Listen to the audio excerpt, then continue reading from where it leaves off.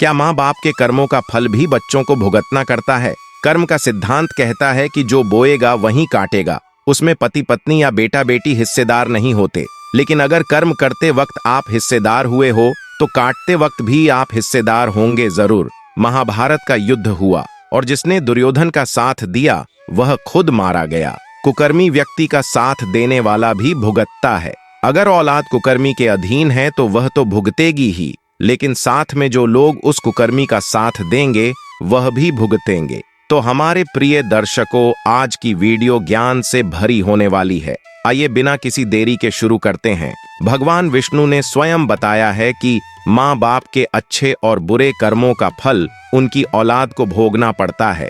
यह बात कहाँ तक सही है? मित्रों, मनुष्य को खुद के अच्छे और बुरे कर्मों का फल तो भोगना पड़ता ही है, तथा उसके माँ बाप के द्वारा किए गए कर्मों का फल भी उन्हें भोगना पड़ता है। मित्रों, कहते हैं ना कि जैसे औलाद बुरा या अच्छा कर्म करती है तो उसे उनके माता पिता को भोगना पड़ता है, उसी प्रकार औलाद के माता पिता के बुरे और अच्छे कर्मों का फल उनकी औलाद को मिलता है तथा भोगना पड़ता है। दोस्तों, एक बार भगवान विष्णु और माता लक्ष्मी क्षीर सागर में शेषनाग की सैया पर विश्राम कर रहे थे। तभी माता लक्ष्मी रहती हैं, हे स्वामी, क्या माँ बाप के अच्छे और बुरे कर्मों का फल पुत्र को भोगना पड़ता है? मित्रों, तभी भगवान विष्णु कहते हैं, हे देवी, अवश्य ही भोगना पड़ता है। आज हम आपको एक प्राचीन समय की बहुत ही महत्वपूर्ण कथा सुनाते हैं, जिसे सुनने के बाद आपको पता चल जाएगा कि कैसे माँ बाप के अच्छे और बुरे कर्मों का फल उनकी औलाद को मिलता है या भोगना पड़ता है। मित्रों, फिर भगवान विष्णु कथा को आरंभ करते हैं और कहते हैं, हे देवी, प्राचीन काल की बात है। एक गांव में एक किसान रहता था। वह किसान बहुत ही गरीब था। किसी तरह से मेहनत और मजदूरी करके अपने घर का खर्च चलाता था। उसे मजदूरी में दिन भर काम करने के बाद 20 रुपए मिलते थे। उसमें से 10 रुपए वह नित्य दान करता और 10 रुपए में अपने परिवार का पालन पोषण करता था। इस तरह से करते हुए कुछ समय बीत गया और इसके बाद उसके 2 पुत्र हुए। अब उस किसान के परिवार में कुल 4 सदस्य हो गए, 2 पति पत्नी और उसके 2 जुड़वा लड़के। धीरे धीरे उनके पालन पोषण में किसान को समस्या होने लगी, क्योंकि इधर दिन के दिन महंगाई बढ़ती जा रही थी। मित्रों, फिर आगे भगवान विष्णु माता लक्ष्मी से कहते हैं, हे देवी, एक दिन की बात है। किसान के लड़के ने अपने पिताजी से कहा कि पिताजी, आप नित्य 20 रुपए कमाते हैं, जिसमें से 10 रुपए आप दान कर देते हैं और 10 में हम अपना गुजारा कैसे कर पाएंगे? किसान को चुप देख करके उसकी पत्नी ने कहा कि नहीं बेटा, ऐसी कोई बात नहीं है। आपके पिताजी रोज 20 रुपए कमाते हैं और 10 रुपए दान कर देते हैं। यह तुम्हारे लिए ही दान करते हैं। लेकिन वह दोनों लड़के इस बात को नहीं समझते थे, क्योंकि वह दोनों नन्हे बालक थे। मित्रों, फिर आगे भगवान विष्णु कहते हैं, हे देवी, फिर इसी तरह से कुछ समय बीतता गया और किसान के दोनों लड़के धीरे धीरे बड़े होने लगे। इधर किसान की एक दिन काम करके घर आते समय कार से लगने की वजह से मृत्यु हो जाती है। जब किसान की पत्नी और उसके दोनों लड़कों को पिता की मृत्यु की खबर मिली तो उनको बड़ा दुख हुआ। एक दिन किसके दोनों लड़कों ने अपनी माँ से पूछा कि माताजी, हमारे पिताजी कहाँ चले गए हैं? किसान की पत्नी ने कहा कि बेटे, तुम्हारे पिताजी हम सबको छोड़ करके भगवान भोले बाबा के पास चले गए हैं। जब तुम्हारे पिताजी थे तो रोजाना 20 रुपए कमाते थे और 10 रुपए की बचत करते थे। हमारा पालन पोषण इस 10 रुपए में करते और बाकी का 10 रुपए वह दान करते थे। अब हमारा पालन पोषण कैसे होगा? कैसे हमारा पेट भरेगा? माँ ने अपने दोनों बच्चों से कहा, बेटो, जिस घर में गरीबी होती है उसका कोई सहायक नहीं होता है। उससे सभी दूर भागने लगते हैं सिवाय भगवान के, क्योंकि वही गरीबों के सहायक होते हैं। बेटों ने अपनी माँ से कहा कि माताजी, ऐसा मत सोचिए। हम दोनों भाई भगवान भोले बाबा के पास जाएंगे और अपने पिताजी को वापस लेकर के आएंगे, क्योंकि हमने सुना है भगवान भोले बाबा बड़े दयालु हैं। वह हमारे दुखों को देखकर हमारे ऊपर अवश्य ही उन्हें दया आएगी और वह हमारे पिताजी को हमारे साथ अवश्य ही भेज देंगे। मित्रों, फिर आगे भगवान विष्णु कहते हैं, हे देवी, वह नन्हे बच्चों की बात पर उसकी माँ ध्यान नहीं देती है। एक दिन की बात है कि किसान की पत्नी अपने दोनों लड़कों को घर पर छोड़ करके गांव में किसी काम के लिए चली गई और उधर जो उसके दोनों लड़के थे वह दोनों भाई आपस में सोचने लगे, क्यों ना हम कैलाश पर्वत पर भगवान शंकर के पास चले और अपने पिताजी को वापस लेकर के आए। ऐसा सोच करके अपने पिताजी को लाने के लिए वह दोनों भाई अपने घर से चल देते हैं। दोस्तों, उन दोनों भाइयों को चलते चलते काफी समय बीत गया। इस समय उनको थकान का अनुभव हुआ और दोनों भाई एक बहुत विशाल बरगद के पेड़ को देखकर के उसकी छाया में आकर के खड़े हो गए। दोनों भाइयों ने सोचा कि बरगद के इस पेड़ की छाया में थोड़ा सा विश्राम करते हैं। फिर दोनों भाई इस बरगद के पेड़ के नीचे बैठकर विश्राम करने लगे। तभी उस बरगद के पेड़ ने इंसान की आवाज में कहा कि बेटे, तुम लोग कौन हो और कहां जा रहे हो? मेरी छाया में आज तक तुम्हारे जैसे कोमल बालक नहीं बैठे हैं। फिर उन दोनों बच्चों ने कहा कि हम किसान के बेटे हैं और अपने पिताजी को लाने के लिए हम कैलाश पर्वत पर भगवान भोले बाबा के पास जा रहे हैं। उस बरगद के पेड़ ने जब उन बच्चों की बात सुनी तो कहा कि पुत्रों, तुम मेरे लिए भी भगवान भोले बाबा से एक प्रश्न पूछ करके आना। वो कहने लगा कि मैं कई वर्षों से यहाँ पर लगा हुआ हूँ, लेकिन मेरा एक भी पत्ता जमीन पर नीचे नहीं गिरता है और ना ही मेरी डालियां कभी सूखती हैं। मैं कितने वर्षों तक और यहाँ पर खड़ा रहूंगा? मैंने अपने पूर्व जन्म में ऐसा कौन सा पाप किया है जिस कारण से मुझे इस योनि से मुक्ति नहीं मिल पा रही है? इसका कौन सा कारण है? तब उन दोनों लड़कों ने कहा कि ठीक है, हम भगवान भोले बाबा से तुम्हारा यह प्रश्न जरूर पूछ करके आएंगे। मित्रों, फिर आगे भगवान विष्णु माता लक्ष्मी से कहते हैं, हे देवी। इतना कहकर के वह दोनों बालक वहां से आगे चलते हैं। रास्ते में उन्हें एक बहुत ही भयानक बड़ा सा सांप मिल गया। उस सांप को देखकर के वह दोनों भाई डर के मारे कांपने लगे और खड़े हो गए। वहां से वह दोनों भाई भागने ही वाले थे। तभी वह सर्प मनुष्य की आवाज में बोलने लगा और कहा कि बच्चों, तुम मुझसे डरो मत। मुझे इतना बताओ कि तुम कौन हो और कहां जा रहे हो? वह दोनों बच्चे उस सर्प के पास गए और हाथ जोड़ करके कहने लगे, हे नाग देवता, हम दोनों किसान के पुत्र हैं और हम दोनों जुड़वा भाई हैं। हम दोनों कैलाश पर्वत पर भगवान भोले बाबा के पास अपने पिताजी को लेने के लिए जा रहे हैं। उस सांप ने कहा कि बच्चों, तुम भगवान भोले बाबा से मेरा एक प्रश्न पूछ करके आना। मैं कई वर्षों से यहाँ पर पड़ा हुआ हूँ, मेरे से अब चला भी नहीं जाता। मेरे शरीर में इतनी जान नहीं है कि मैं थोड़ा सा भी चल फिर सकूं। मैंने अपने पूर्व जन्म में ऐसा कौन सा पाप किया है जिस कारण से मुझे इस योनि से मुक्ति नहीं मिल पा रही है? इसका कौन सा कारण है? तब उन लड़कों ने कहा, ठीक है, हम भगवान भोले बाबा से तुम्हारा यह प्रश्न पूछ करके जरूर आएंगे। मित्रों, फिर आगे भगवान विष्णु माता लक्ष्मी से कहते हैं, हे देवी। इतना कहकर के वह दोनों लड़के आगे चलने लगे। फिर चलते चलते रास्ते में उन्हें एक सेठ जी मिले। सेठ ने कहा कि बच्चों, तुम दोनों कौन हो और इतनी कड़ी धूप और गर्मी में कहां जा रहे हो? देखने में तो तुम बड़े ही सुकुमार और कोमल लग रहे हो। उन लड़कों ने कहा कि हम दोनों सेठ जी किसान के बेटे हैं और हम दोनों सगे जुड़वा भाई हैं। हम दोनों कैलाश पर्वत पर भगवान भोले बाबा के पास अपने पिताजी को लाने के लिए जा रहे हैं। फिर उस सेठ ने कहा कि तुम भगवान शिव से मेरा एक प्रश्न पूछ कर आना। फिर वह सेठ कहता है, हे बेटो, मैं चलते हुए राहगीरों की प्यास बुझाने के लिए कई सालों से यहाँ पर एक कुआं खुदवा रहा हूँ, लेकिन इसमें पानी अभी तक नहीं निकला है। मैंने अपने पूर्व जन्म में ऐसा कौन सा अपराध किया था जिस कारण से इस कुएं में अभी तक पानी नहीं निकला है? मैंने इसमें बहुत सारे पैसे भी खर्च कर दिए हैं। इसका क्या कारण है? उन लड़कों ने कहा, ठीक है सेठ जी, हम भगवान भोले बाबा से तुम्हारा यह प्रश्न पूछ करके जरूर वापस आएंगे।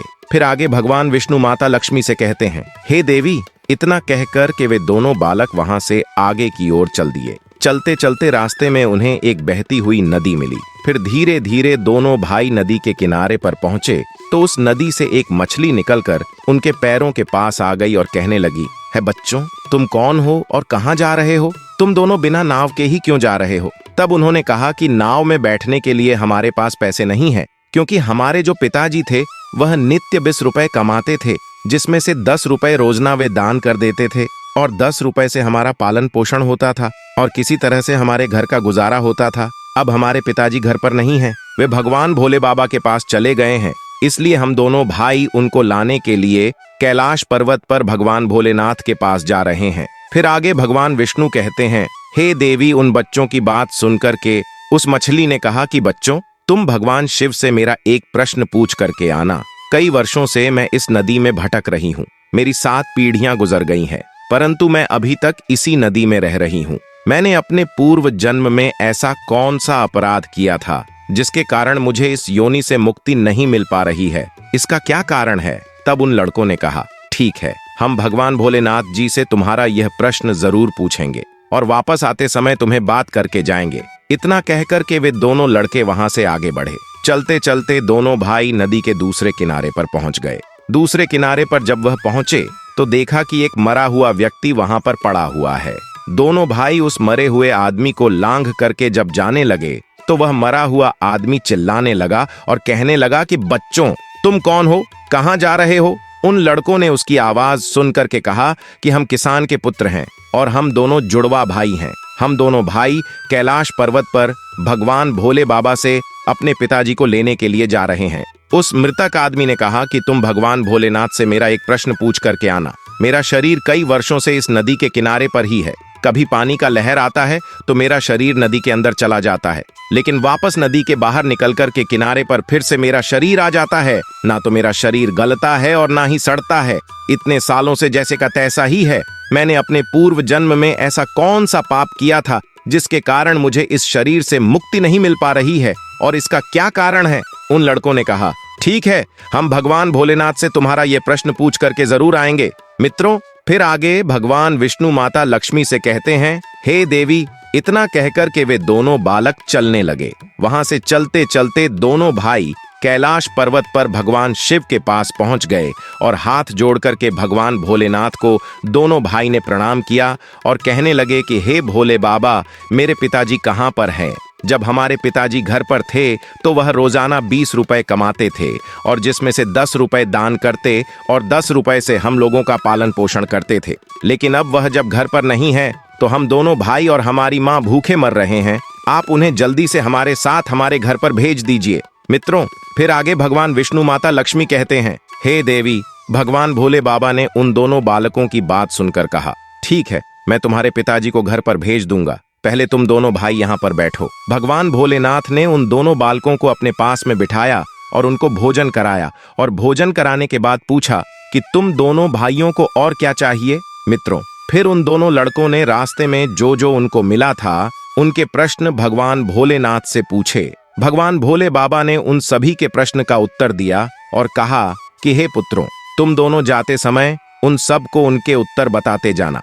और भगवान भोलेनाथ ने कहा कि तुम दोनों अपने घर पर जाओ। तुम्हारी माँ तुम्हारा इंतजार कर रही है। तुम्हारे पिताजी तुम्हारे घर पर पहुंच जाएंगे। फिर दोनों भाई भगवान भोलेनाथ को प्रणाम करके वहां से वापस अपने घर के लिए चलने लगे। चलते चलते रास्ते में सबसे पहले उन्हें वही मरा हुआ आदमी मिला जो नदी के किनारे पर पड़ा हुआ था। उन दोनों लड़कों को देखकर के वह मरा हुआ आदमी कहने लगा, बच्चों, तुमने भगवान भोले बाबा से मेरा प्रश्न पूछा था। तब उन्होंने कहा कि हाँ, हमने भगवान भोलेनाथ से तुम्हारा प्रश्न पूछा था। भगवान भोलेनाथ ने कहा कि तुम पहले बहुत बड़े विद्वान थे, परंतु किसी को भी अपना ज्ञान नहीं बांटा। अब मर गए तो वह ज्ञान तुम्हारे अंदर ही अंदर खोल रहा है।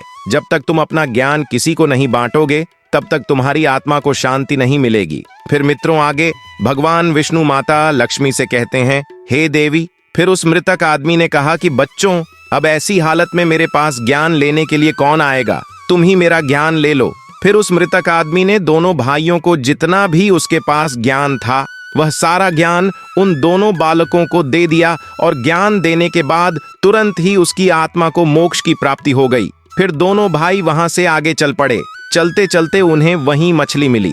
मछली ने कहा कि बच्चों, क्या तुमने भगवान भोले बाबा से मेरा प्रश्न पूछा था। उन दोनों बालकों ने कहा कि हाँ, भगवान भोलेनाथ से मैं तुम्हारा प्रश्न पूछा था। उन्होंने कहा है कि तुम्हारे अंदर अमृत है।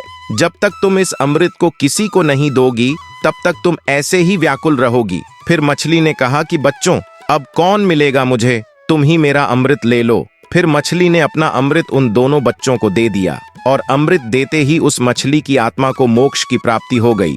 इसी तरह से दोनों भाई वहां से आगे बढ़े तो चलते चलते रास्ते में उन्हें वहीं सेठ मिला जो राहगीरों के लिए कुआं खुदवा रहा था। उस सेठ ने जैसे ही दोनों लड़कों को देखा तो बड़े प्रेम से हाथ जोड़ करके कहने लगा कि बेटे, तुम दोनों लोगों ने मेरा भगवान भोले बाबा से प्रश्न पूछा था। उन्होंने कहा कि हाँ, पूछा था।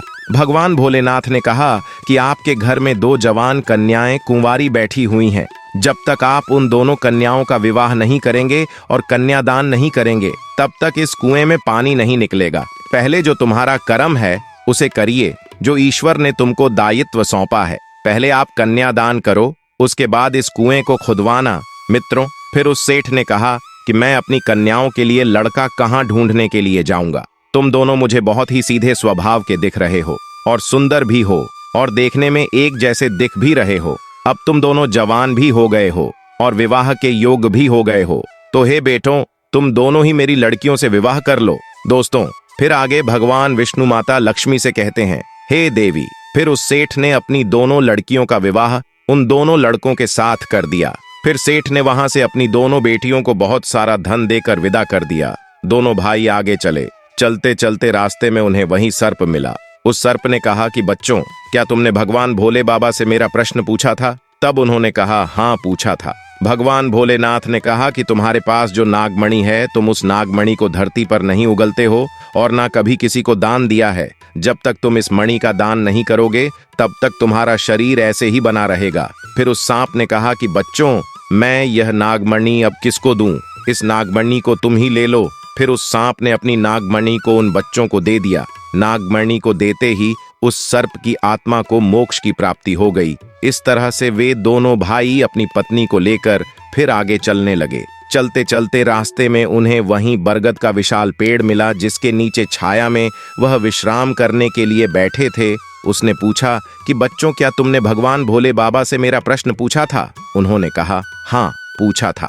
भगवान भोलेनाथ ने कहा कि पूर्व जन्म में तुम्हारा काम गुरुकुल में बच्चों को शिक्षा देना था। तुम्हारा पद एक गुरु का था, परंतु तुम उसके बदले में छोटे छोटे बच्चों से अपना काम करवाते थे, हाथ पैर दबाते और उन्हें अच्छी तरह से शिक्षा नहीं देते थे। तुम पूर्व जन्म में बहुत बड़े विद्वान थे, परंतु तुमने उन बच्चों को शिक्षा नहीं दी। उन बच्चों के श्राप के कारण तुम हिलडोल नहीं सकते।